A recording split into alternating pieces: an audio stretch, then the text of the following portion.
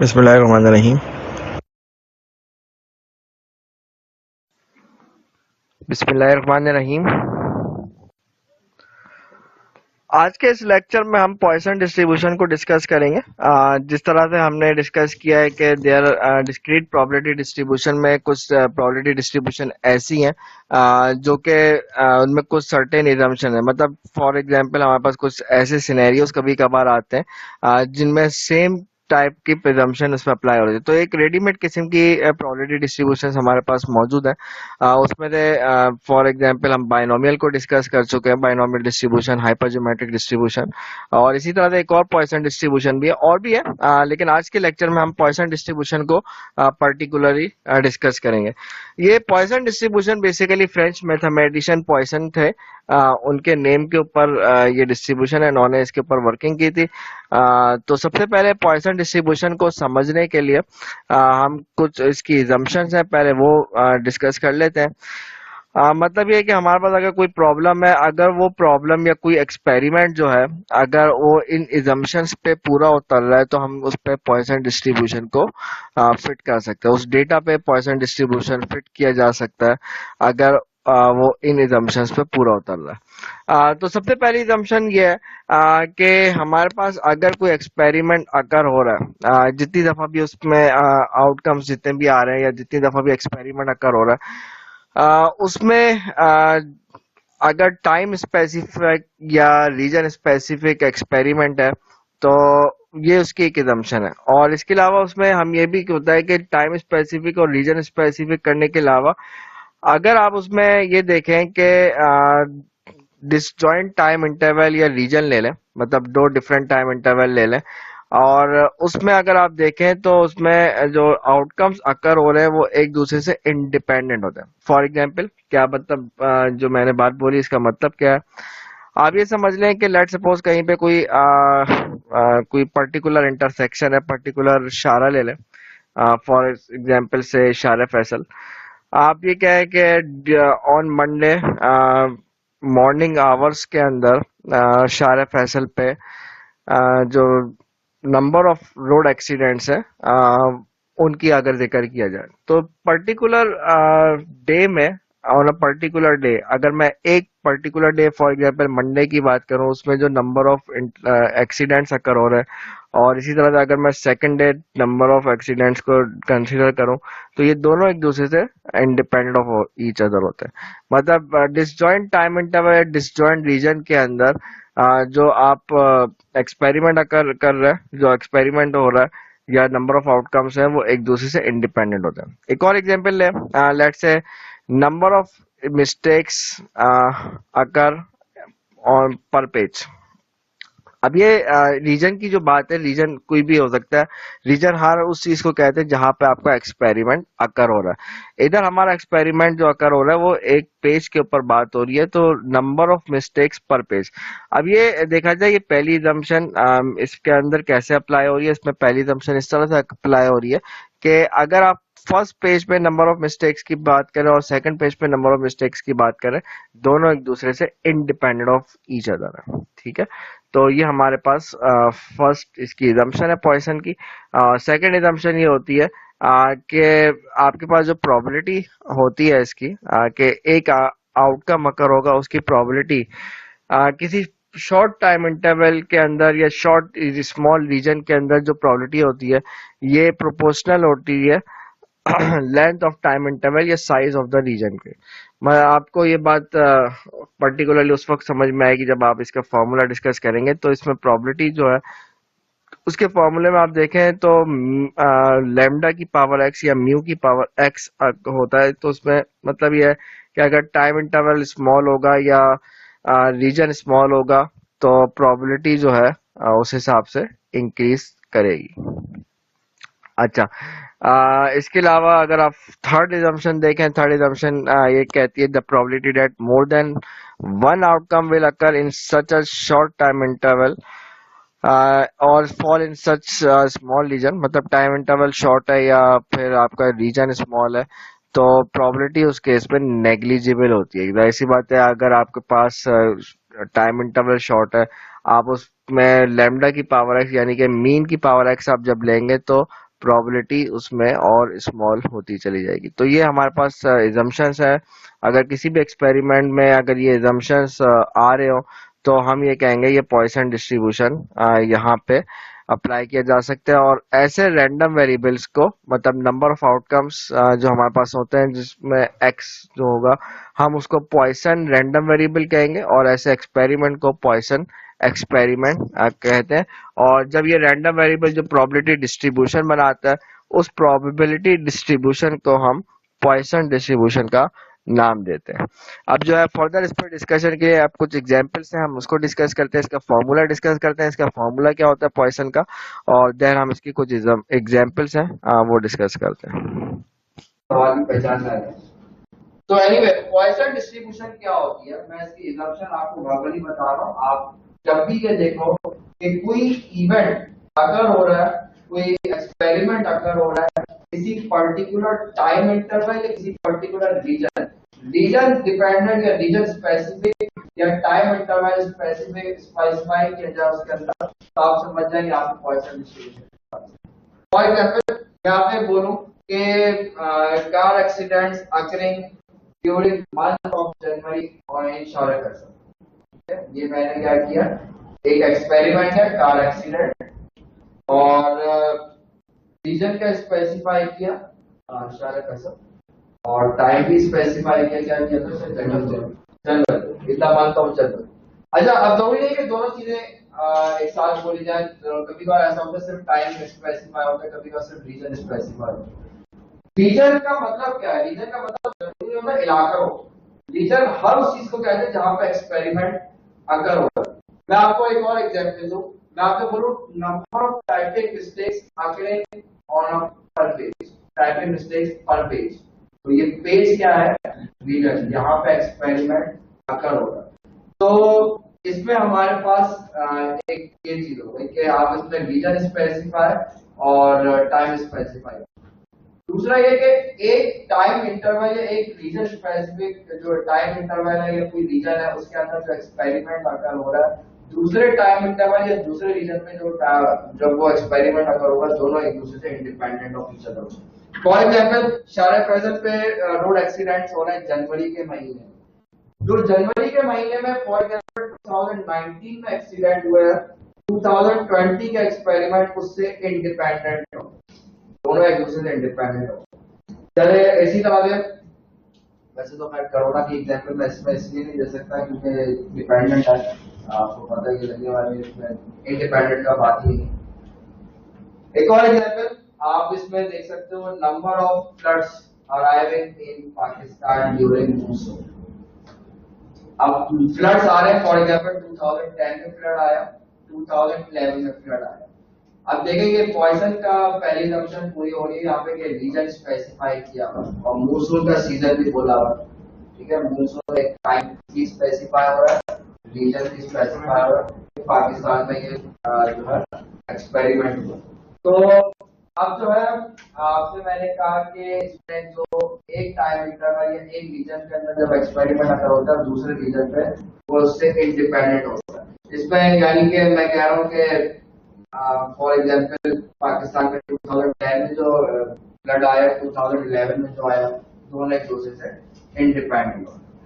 तो ये हमारे पास सिर्फ ये दो assumptions आप देख लें। अगर आप क्वेश्चन में कभी भी इस तरह से सवाल आया कि उसमें रीजन का या टाइम इंटरवल का जिक्र है, जैसे एक और एग्जाम्पल है, number of flights arriving at Jinnah international airport, ठीक है, number of flight from 7 PM to 8 PM। मैंने क्या किया, ये भी मैंने क्वेश्चन की एग्जाम्पल है, हर आने वाली फ्लाइट पिछली फ्लाइट पर डिपेंड नहीं करती, ये तो नहीं होता है, पता नहीं, और मैंने पूछा और मैंने तुम भी आगे नहीं, वो तो नहीं होता ना, मतलब हर वैसे ये तो जरूर होता है कि मतलब थोड़ा सा ये देखा जाता है कि फ्लाइट उतर जाएंगे सेफ्टी और हमसे ज्यादा रखते हुए वो उतर गए तो फिर मैं आपको, लेकिन वैसे देखा जाए एक दूसरे पर फ्लाइट डिपेंड नहीं करेगी, एक बात। दूसरी बात ये कि अगर फॉर एग्जाम्पल मंडे को ये वाला फ्लाइट स्केड्यूल है तो नेक्स्ट वीक का जो मंडे है उस वाले दोनों एक दूसरे को इंडिपेंडेंट ऑफ ईच अदर होती है। तो मतलब ये कि ये भी पॉइसन डिस्ट्रीब्यूशन ये चीज भी फॉलो करनी। तो पॉइसन डिस्ट्रीब्यूशन के लिए हमारे पास एक पैरामीटर होता है। आप ये बताएं एवरेज क्या है। ऑन एवरेज पर पेज कितनी मिस्टेक्स हो रही है। ऑन एवरेज पाकिस्तान में मानसून में कितने फ्लड्स आ रहे हैं ऑन एवरेज। ऑन एवरेज जब भी वर्ड ऑन एवरेज का है आप समझ जाए पॉइसन है, और उसमें रीजन का वर्ड भी आ रहा है और टाइम जरूरी नहीं है रीजन और टाइम दोनों साथ साथ आ रहे हैं, कभी कभार दोनों आते हैं कभी कभार कोई एक आ रहा होता है। तो अगर ऑन एवरेज का वर्ड आ रहा हो या रीजन स्पेसिफाई कर रहा है तो आप समझ जाएंगे आप यहाँ पे पॉइसन डिस्ट्रीब्यूशन की बात कर रहे हैं। तो इस पे सिर्फ एक पैरामीटर होता है। बायनॉमियल डिस्ट्रीब्यूशन में आपने दो पैरामीटर होते हैं, एक नंबर ऑफ ट्रायल्स स्मॉल है और एक probability of success small p। हाइपरज्योमेट्रिक में डिस्ट्रीब्यूशन में तीन पैरामीटर्स होते हैं, पॉपुलेशन साइज, सैंपल साइज और number of success in population.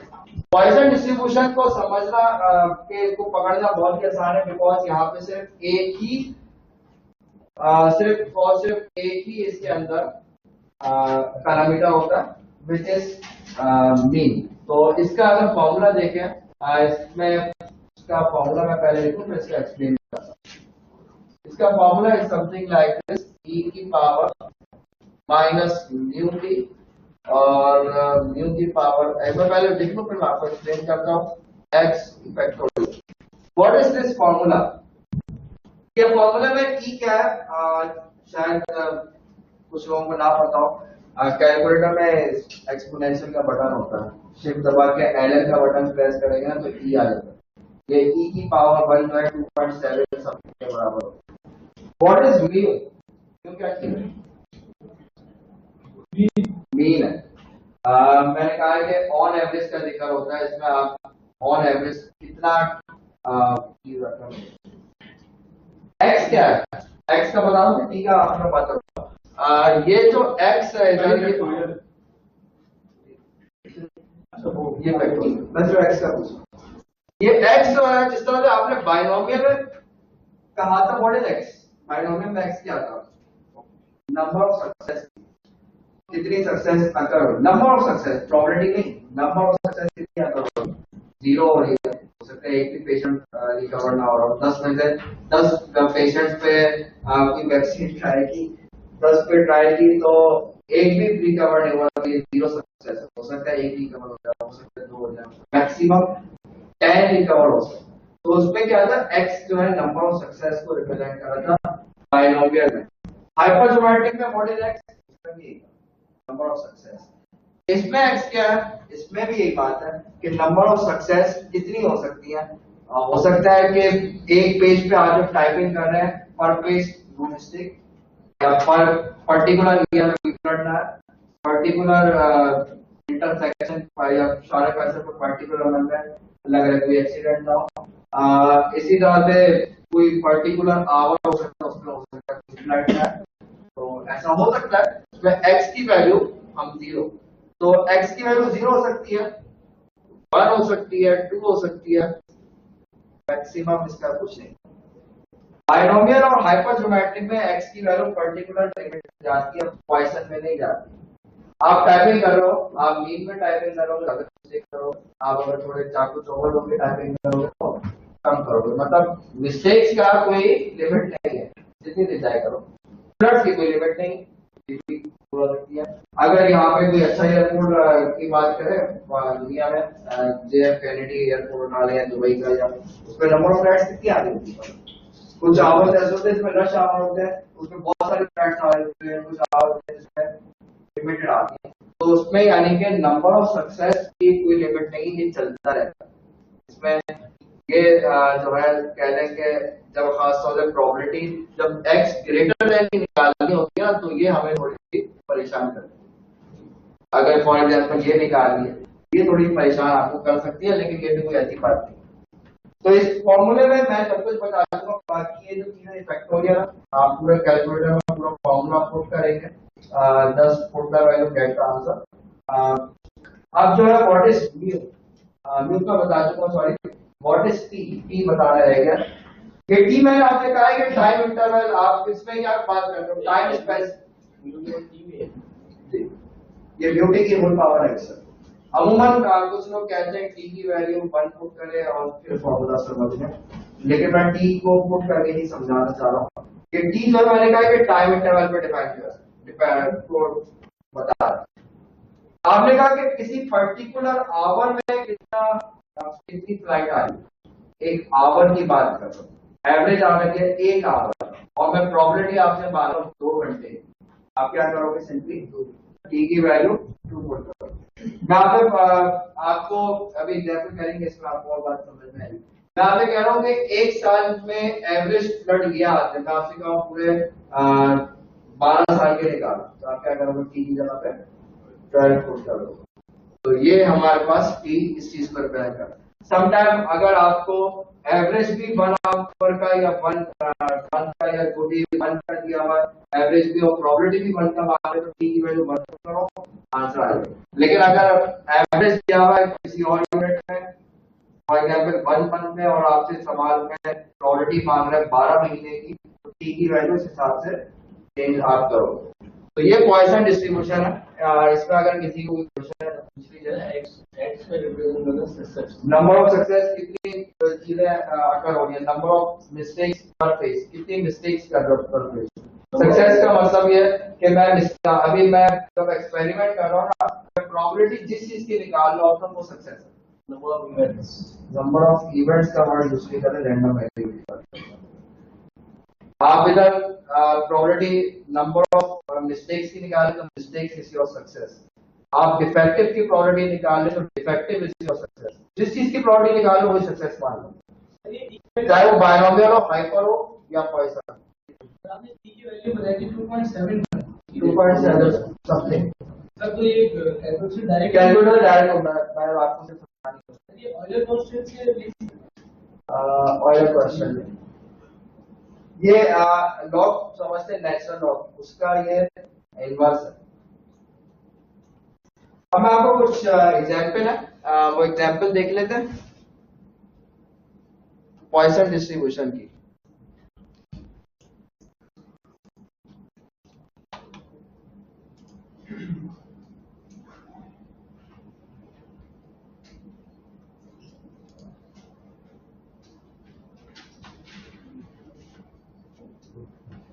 ये एक एग्जांपल है आपके सामने लिखी गई है। मैं तो एयरपोर्ट में फ्लाइट्स वगैरह की एग्जांपल दे रहा था, तो उसी टाइप की एग्जांपल है। आप अगर इस एग्जांपल को रीड करें, इन्होंने कहा changes in airport procedure require considerable planning, arrival rates of aircraft. अच्छा देखिए, अगर आप इस पूरे सेंटेंस को रीड करें तो ये लग रहा है किसी शरीफ से आदमी ने आपको एग्जांपल दिया, इसको खुद ही बताया है क्वेश्चन को। आपको जरूरी नहीं कि हर सवाल में से आपको पूरा सवाल में मेंशन है क्वेश्चन, आपको खुद ही पहचानना होता है। बायनोमियल की भी एक assumption है, आपको खुद ही पहचानना है। हाइपर की एक assumption है। अगर मैं ये पॉइसन का वर्ड हटा भी दूं तब भी मुझे एक बात क्लियरली पता है कि एयरक्राफ्ट की अराइवल जो है पॉइसन प्रोसेस फॉलो करती है। मैं आपको एग्जांपल दूं क्योंकि एक टाइम स्पेसिफिक एक रीजन स्पेसिफाई कर लो। अच्छा, एक रेट आपको दिया हुआ है at the rate of 6 per hour, यानी कि what is this average, on average कितनी फ्लाइट्स आ रही है, 6 आ रही है। तो यानी कि इस केस में mu is equal to 6 T. आप टी की वैल्यू चाहे तो 1 पुट कर दीजिए। चलिए पार्ट ए है, पार्ट ए में आपको खुद ही समझ में आ रहा है कि टी की वैल्यू क्या पुट करनी है। इन्होंने कहा what is the probability that exactly 4। अच्छा एक बात मैं आपको बताया कि जब अभी बताया था, जिस चीज की प्रोबेबिलिटी निकाल रहे होते हैं वो सक्सेस होते हैं, वही एक्स होता है। आपको प्रोबेबिलिटी किस चीज की निकालनी है, number of arrival of aircraft. तो कितने अराइवल है, एग्जैक्टली 4। ये बात मैंने लेक्चर 3 में भी रिपीट की थी कि जब आप प्रोबेबिलिटी निकाल रहे हो ना, अगर एग्जैक्टली का वर्ड आया तो इक्वल लगा दो, अगर एटलीस्ट का वर्ड आया ग्रेटर देन इक्वल लगा। ये बात हमेशा याद रखें, काम आएगी। एट मोस्ट के लिए लेस इक्वल लगा, ठीक है। एग्जैक्टली बोला है तो प्रोबेबिलिटी लगा निकाल दो, x इज इक्वल टू 4 की निकाल दो। अब फॉर्मूला हमारे पास मौजूद है, बस फॉर्मूला हम अप्लाई करेंगे। कैलकुलेटर अगर आप लोग के पास है तो अच्छी बात है, आसानी हो जाएगी आपको और हमारे पास आंसर आ जाएगा। फॉर्मूला मैं ऑलरेडी बता चुका, मैं इधर आपको नीचे सॉल्व करके थोड़ा दिखा देता हूँ।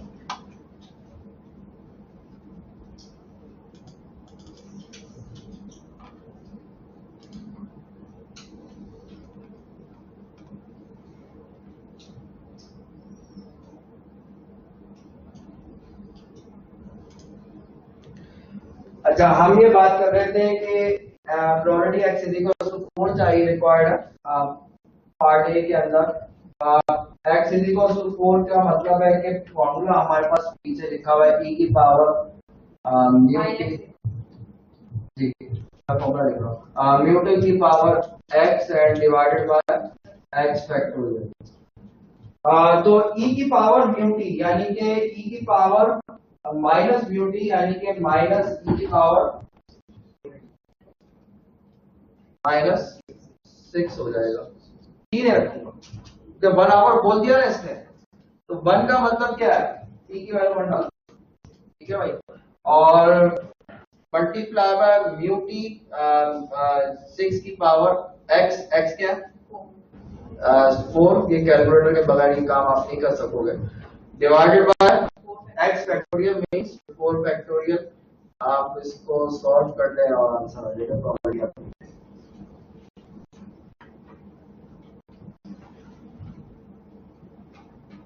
इसमें किसी को कोई सवाल बात समझ में आ गई?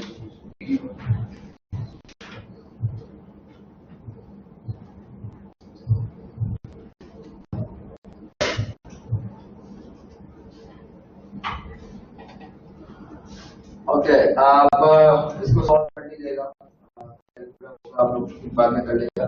What is the probability that at least का वर्ड आ गया पार्ट बी के अंदर, एटलीस्ट का वर्ड आ गया। एटलीस्ट का मतलब क्या, ग्रेटर देन इक्वल टू 4। ये वाला पार्ट समझना बहुत जरूरी है, ये आपके बड़े काम की चीज है।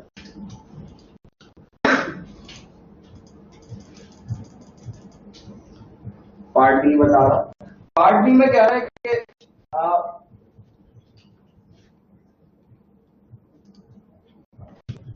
पार्ट बी में कह रहा है प्रोबेबिलिटी निकालो एटलीस्ट, एटलीस्ट पे क्या करते हैं, ग्रेटर देन इक्वल्स टू, तो ग्रेटर देन इक्वल्स टू बताया, ग्रेटर देन इक्वल्स टू 4 का मतलब आप 4 से ऑनवर्ड जितने भी एक्स है उन सबको पुट करेंगे फॉर्मूले के अंदर और सबको ऐड करेंगे।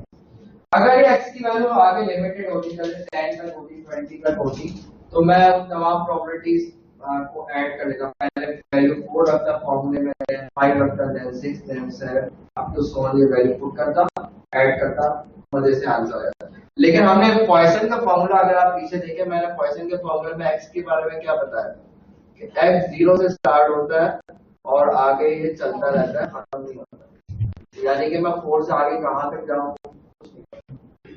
एक कॉन्सेप्ट है जिसका जिक्र सर ने भी कल किया था आप लोग से, कॉम्प्लीमेंट्री इवेंट्स का, कि जब भी कॉम्प्लीमेंट्री इवेंट्स की प्रोबेबिलिटी फाइंड करते हैं तो उनको ये प्रोबेबिलिटी स्टैटिस्टिक्स का कॉन्सेप्ट था, ये कॉन्सेप्ट होता है।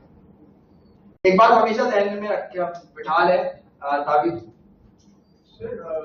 हम इसको इस तरीके से नहीं कर सकते कि हम इसके अंदर, मैं बता रहा हूँ, पहले मैं थोड़ी चीजें बता रहा हूँ, हो सकता है आपको ये बात पता हो, बहुत सारा को नहीं पता हो, थोड़ा सा इसमें वेट कर। मैं अभी सॉल्व नहीं किया, मैं आपको कुछ चीजें कॉन्सेप्ट दे रहा हूँ। यहाँ पे कॉम्प्लीमेंट्री इवेंट का एक कॉन्सेप्ट होता है। कॉम्प्लीमेंट का मतलब समझते हैं ना कि एक चीज है उसका उल्टा, ठीक है, बिल्कुल एक सेट ए दिया हुआ, ए कॉम्प्लीमेंट के अंदर हर वो चीज होगी जो ए में नहीं होगी, या ए में वो तमाम चीज होंगी जो ए कॉम्प्लीमेंट में नहीं होगी। अगर मेरे पास कहीं पे ये जो बात मैं बता रहा हूँ, ये आप अगर रैम में बिठा दें तो आपको पूरे कोर्स में इंशाल्लाह फर्स्ट नहीं आएगा। अगर कहीं पे ग्रेटर देन इक्वल्स टू का साइन बना हुआ है तो इसका complement, sorry less than equals, less than equals to का साइन बना हुआ है तो इसका कॉम्प्लीमेंट ग्रेटर देन होता है। अगर इधर इक्वल आ गया तो इधर नहीं आएगा, या फिर अगर ग्रेटर देन का साइन बना हुआ है तो इसका complement less than equal to का साइन, ये कॉम्प्लीमेंट बता रहा है। सिमिलरली अगर कहीं पे ग्रेटर देन इक्वल्स टू का साइन बना हुआ है तो इसका कॉम्प्लीमेंट जो है लेस देन का साइन होता है, या लेस देन का साइन बना हुआ है तो इसका complement greater than equal to. क्या मतलब, अगर इन दोनों प्रोबेबिलिटीज में से एक की या एक कॉम्प्लीमेंट की कोई सी एक पता चल रहा है, दूसरी आ जाएगी, वन में से माइनस करूंगा दूसरी आ जाएगी। तो मैं अगर ग्रेटर देन इक्वल टू 4 बोल रहा है तो इसके लिए मैं 1 माइनस प्रोबेबिलिटी ऑफ एक्स, मैंने ग्रेटर देन इक्वल टू का कॉम्प्लीमेंट बताया, मैंने ग्रेटर देन इक्वल टू का कॉम्प्लीमेंट बताया इधर लेस देन, मतलब ग्रेटर देन के साइन को पलट दें। ये दूसरे लफ्जों में इस तरह समझ लें, इसको जब 1 में से माइनस करेंगे ना तो ग्रेटर देन का साइन पलट जाएगा, लेस में कन्वर्ट हो जाएगा, नंबर तो खैर वही रहेगा। बस फर्क ये है कि अगर इधर इक्वल टू का साइन लगा हुआ तो नहीं लगा है, लगा हुआ था तो नहीं लगा है, नहीं लगा हुआ तो लगा है। 1 में से माइनस होता है तो साइन पलट जाता है। आसान लफ्जों में इसको इस तरह समझ। अब ये हमारी प्रोबेबिलिटी x लेस देन 4 वाली के लिए आप क्या करोगे, आप ये करोगे कि x की वैल्यू 0 भी पुट करोगे फंक्शन में, तो फॉर्मूला है उसमें x की वैल्यू 0 भी पुट करोगे, 1 भी पुट करोगे, 2 भी पुट करोगे, कहां तक जाओगे 3 तक जाएंगे। लेस देन 4 का मतलब 4 से 2 से 3 तक जाओगे। तो x की वैल्यू इसमें फॉर्मूले के अंदर 0 भी डालेंगे एंड 2 भी पुट करेंगे, किया जाएगा एंड 3 भी पुट किया जाएगा। इन तमाम वैल्यूज को पुट करके आप एड अप करें, आपको ये सब कुछ मिल जाएगा, यानी कि 1 minus F of 0। F of 0 means formula आपके पास सामने मौजूद है, हम पीछे ऑलरेडी लिख चुके हैं, लेकिन चले दोबारा अगर मैं लिखूं e की पावर माइनस म्यू टी की power x divided by x factorial, इसके अंदर मैं सारी वैल्यूज पुट करूं। मुझे म्यू पता है 6 है एंड x अभी 0 एक रहेगा, सॉरी 1 रहेगा, एफ ऑफ 1 और ये है।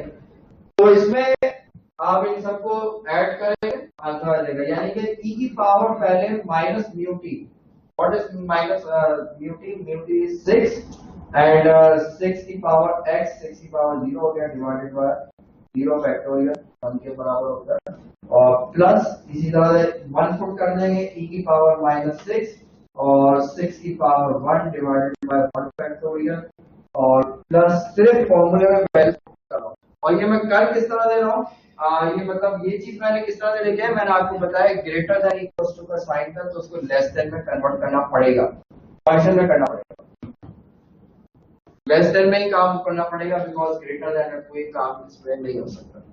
e की पावर माइनस 6 इंटू 6 की पावर 2 डिवाइडेड बाय 2 फैक्टोरियल, और प्लस e की पावर माइनस 6 इंटू 6 की power 3 divided by 3 factorial. Plus in values को कैलकुलेट करना है बाय यूजिंग कैलकुलेटर ही होगा। कोई क्वेश्चन? अगर आप क्वेश्चन नहीं करेंगे तो मेरे लिए तो काम तो बड़ा आसान हो जाएगा, तो सीधा सीधा आगे निकल जाऊंगा। अगर सवाल नहीं करेंगे और मैं ही समझूंगा आप लोग को समझ। तो इसके अंदर कोई लिमिटेशन है कि कहां तक जा सकते हैं? एक्स के लिए कोई लिमिटेशन जरूरी है कि उसको कॉम्प्लीमेंट में चेंज करने के बाद करना पड़ेगा। अगर ग्रेटर देन की प्रॉपर्टी मांग रहा है ये काम करना पड़ेगा, ये भी बोला वो उसको चेंज करके करना पड़ेगा। अगर प्रॉपर्टी ऑलरेडी लेस की मांग रहा है तब तो जरूरत नहीं है कॉम्प्लीमेंट वाला काम करने, लेकिन ग्रेटर की मांग रहा है तो पैसा नहीं करना पड़ता। सर ये ग्रेटर मांग रहा है, हम इसलिए कर रहे हैं क्योंकि इसमें जो होता है सीक्वेंस सो ऑन चलता रहता है, तो हम उसको स्टॉप करने के लिए कर रहे हैं। सर यहाँ पर क्वेश्चन फ्लाइट्स का है तो डेसिमल नहीं आ सकता, लेकिन यूजुअली अगर नहीं डेसिमल क्यों नहीं आ सकता? अच्छा आप पावर में कह रहे हैं, न्यू की बात कर रहे हैं, एवरेज की बात कर रहे हैं। अगर डेसिमल भी आ जाए तब भी कोई इशू नहीं है, कोई मसला नहीं। हम e की पावर निकालें, e की पावर जो होती है कोई भी रियल नंबर हो सकता है, रियल नंबर समझते हैं ना, कोई भी पॉइंट वाला नंबर हो सकता है।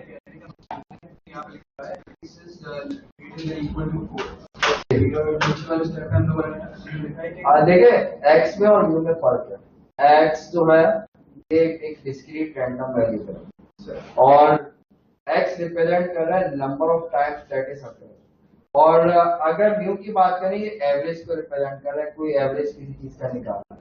और दूसरी बात ये कि पॉइंट्स वाली बात इधर इसलिए भी नहीं हो सकती है क्योंकि हम डिस्क्रीट का केस पढ़ रहे हैं। अगर कोई पॉइंट्स वाला केस आता है तो वो कंटिन्यूस में चले जाता है, फिर उसके लिए काम नहीं अलग करना पड़ता। ओके चलें ठीक है, ये क्वेश्चन पार्ट बी भी हो चुका है। अब मैं आता हूँ पार्ट सी में। मैं इसको रिमूव कर दूं सामने से, कर दो एक, कर दो दो, कर दो तीन। ठीक है जनाब, अब पार्ट सी। पार्ट सी में कह रहा है if we define working day as 12 hour, what is the probability that at least 75 small years का। अब देखें एटलीस्ट 75 बोल रहा है तो वही बात कर रहा है, at least 75 greater than equal to 75। लेकिन न्यू भी जब चेंज होगा, ये कह रहा है कि वर्किंग पीछे की जो दो पार्ट आपने किए, पार्ट ए पार्ट बी, उसमें 1 आवर की बात कर रहा है। 12 आवर के लिए प्रोबेबिलिटी मान, 12 आवर का मतलब क्या होगा? आप देखें क्वेश्चन में म्यू आपको जो दिया हुआ था वो 60 दिया हुआ, आपने पार्ट ए और पार्ट बी किया 1 आवर पीरियड के लिए, तो टी की जगह पे 1 पुट कर दिया। इधर जो है आपसे कह रहा है 12 आवर के लिए काम करो, टी की जगह पे क्या कर दोगे? 12 पुट कर दोगे पार्ट सी के लिए। तो 6 इंटू 12 तो 72 आ जाएगा। तो अब बाकी काम वही है कि ग्रेटर देन इक्वल टू का साइन है, तो हमें क्या करना पड़ेगा? 1 में से माइनस करना पड़ेगा लेस देन का साइन बनाने के लिए, तो x लेस देन 75 हो जाएगा।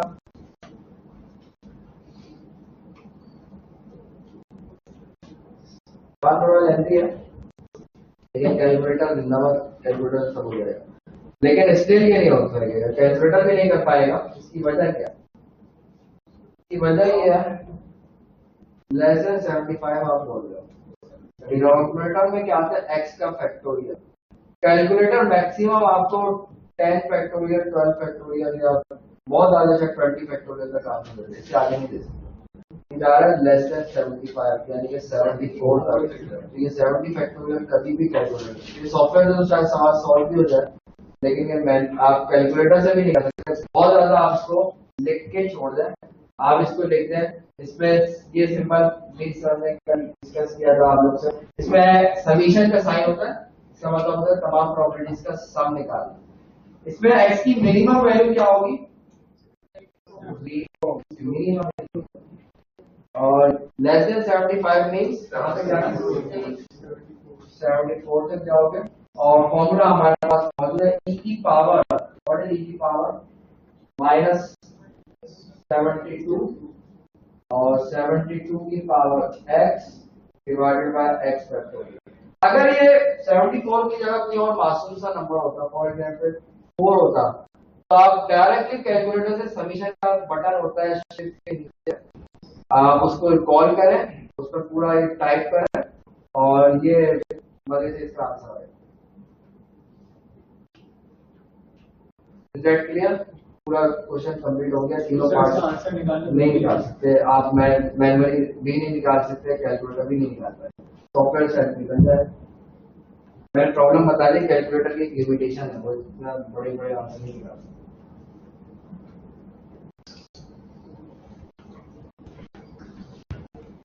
आगे बढ़े। एक क्वेश्चन और एक एग्जांपल है पॉइसन की, वो डिस्कस कर लेते हैं। सर पेपर में हमारे पास कहाँ तक की लिमिटेशन क्वेश्चन आ सकते? देखिए अगर पेपर में भी अगर फॉर एग्जांपल यही सवाल आ जाए, मैं ये नहीं कह रहा यार, मैं वैसे आपको बता रहा हूँ कि फॉर एग्जांपल ये सवाल आ जाए, तो आपको पता है कि हमें भी पता है कि स्टूडेंट को जो चीज दे रहे हैं वो उसमें किस हद तक वो कर सकता है, तो कैलकुलेटर की लिमिटेशन हमें भी पता है। तो अगर इस तरह की कोई चीज सिचुएशन आ जाए तो आप यही करेंगे। मैनुअली भी कर रहे हो तो कहाँ तक? मैनुअली नहीं कर सकते आप, ई की पावर, मैं कह रहा हूँ मैनुअली ई की पावर निकाल ही नहीं सकते आप, कैसे निकाल? बाकी चीजें तो फिर निकल, बल्कि बाकी चीजें भी आप क्या निकालो, पावर 72 या कोई और 2 की पावर एक्चुअली, चलो ये निकालो 2 की पावर, लेकिन जहां पे ई की पावर का ताल्लुक है तो ये निकाल नहीं सकते। पॉइसन डिस्ट्रीब्यूशन ऐसी जो मैनुअल नहीं हो सकती है, बायनॉमियल हाइपोजियोमेट्रिक फिर हो जाती है, लेकिन पॉइसन में विदाउट कैलकुलेटर हो जाता है। ई की कोई स्पेसिफिक वैल्यू? ई की स्पेसिफिक वैल्यू मैंने बताई है, ई की पावर 1 की वैल्यू 2.7 होती है और ई की पावर 2 निकाल तो 5 पॉइंट समथिंग पे चली जाती है, इस तरह से बढ़ती है। और यहाँ पे तो ई की पावर माइनस में, माइनस का मतलब क्या है, 1/2.7 और 1/5 पॉइंट समथिंग इस तरह से जाएगी, तो वो तो याद करना मुश्किल का होगा। अच्छा ये हो गया एक क्वेश्चन। अब एक और क्वेश्चन है, ये आप और कर लें तो आप समझ, अगर ये दोनों आप लोग को विदाउट एनी प्रॉब्लम नहीं आ रही तो इसका मतलब क्वेश्चन आप लोग आराम से कर। क्वेश्चन में स्टार्ट ही ऑन एवरेज से हो रहा है। क्वेश्चन की सबसे बड़ी पहचान है कि इसमें इस तरह से सवाल स्टार्ट जरूरी नहीं है, लेकिन इसमें गॉड अमूमन ऑन एवरेज का दिया हुआ है। पीछे वाला सवाल में मैंने कहा है कि ऑलरेडी इस बंदे ने खुद ही बोल दिया था क्वेश्चन का वर्ड यूज कर लिया, लेकिन अगर वो वर्ड यूज ना भी करे तब भी आप उसको क्वेश्चन के तौर पर पकड़ सकते हैं, क्योंकि उसमें प्रोसेस ऑफ क्वेश्चन इसमें arrival of flights are independent of each other on time. इधर आप देखें on average 3 traffic accident per month at certain infrastructure. ये एग्जांपल मैंने आपको शुरू में दी। पर मंथ का जिक्र भी है, एक रीजन भी बता रहा है, तो क्वेश्चन का क्वेश्चन लग रहा है। What is 3? ठीक है,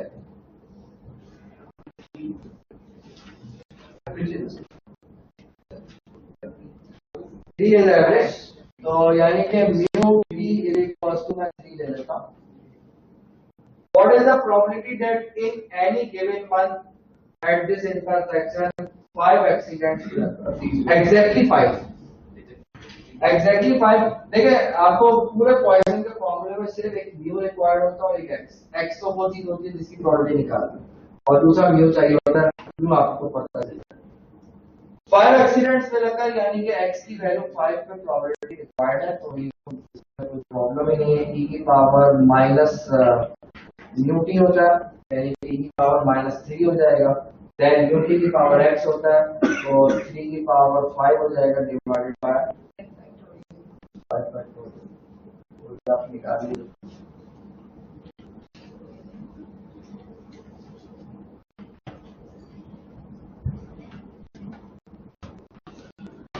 अच्छा ये इसमें अब कोई खास काम नहीं बचा, सिर्फ आपको put the value get the answer solve करके आंसर आ जाएगा। पार्ट डी में क्या है, फ्यूअर देन 3। फ्यूअर देन 3 का मतलब क्या है? पार्ट बी में क्या है, फ्यूअर देन 3 यानी कि x लेस देन 3। जरूरत पड़ेगी बंदे से माइनस करने की? इधर बंदे से माइनस करने की बिल्कुल जरूरत नहीं पड़ेगी, सही फरमा रहे हैं आपको, बिकॉज ये ऑलरेडी लेस का साइन है। लेस का साइन है तो कोई मसला ही नहीं होता, की प्रोबेबिलिटी इजीली निकल जाती है। आप समीशन x की वैल्यू फ्रॉम 0 से लेकर कहां तक जाएगी, 2 तक जाएगी। इस क्वेश्चन में अगर पर मंथ है मतलब 1 ही रहेगा, ठीक है, तब भी 1 नहीं रहेगा। हाँ, तो इसमें कुछ बात पर मंथ का ही जिक्र हो रहा है, प्रोबेबिलिटी भी पर मंथ की ही निकाल रहा है, गिवन मंथ। अगर क्वेश्चन में बोलता 2 मंथ की निकालते हैं तो मैं 3 की वैल्यू 0 से 2 तक जाएगा, ये तो क्लियरली नजर आ रहा है, बिकॉज लेस देन के साथ इक्वल्स टू का साइन है, इसलिए 3 से पहले तक की बात करो। x की वैल्यू 0 से स्टार्ट होकर 3 तक जाता है। Then formula we know e की पावर माइनस म्यू होता है, e की पावर -3 हो जाएगा, माइनस और 3 की पावर x हो जाएगा, यानी कि 3 की पावर x का मतलब 5 हो जाएगा डिवाइडेड बाय 5 फैक्टोरियल। सॉरी एक गड़बड़ है, क्या गड़बड़ हो गया? 0 होगा, x होगा सर, यहाँ पे x x इस गलत फॉर्म में लिखते हो, कैलकुलेटर सब कुछ निकाल के देगा। अगर कैलकुलेटर डायरेक्टली आते तो बहुत अच्छी बात है। और सर अगर डायरेक्टली करते तो पहले आप इसको बारी बारी को करेंगे, पहले 0 पुट करो, 1 फिर 2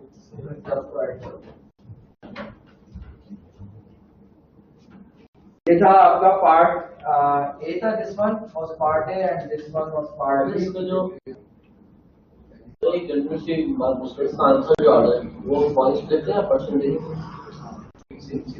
अच्छा सवाल है। आप वैसे जब आंसर लिखोगे तो पॉइंट्स में लिखोगे, लेकिन जब कंक्लूजन लिखते हैं ना तो उसको फिर परसेंटेज के फॉर्म में करेंगे। आप उसमें परसेंटेज वाइज बताओगे कि इतने परसेंट एक्सीडेंट्स अकर, इतने percent charge accident. Part C, at least 2 accident will occur, at least greater than equal to at least means greater than equals to 2 और ग्रेटर देन इक्वल्स टू के साइन को लेस देन में convert करने के लिए क्या करते हैं आप? 1 में से माइनस। अच्छा,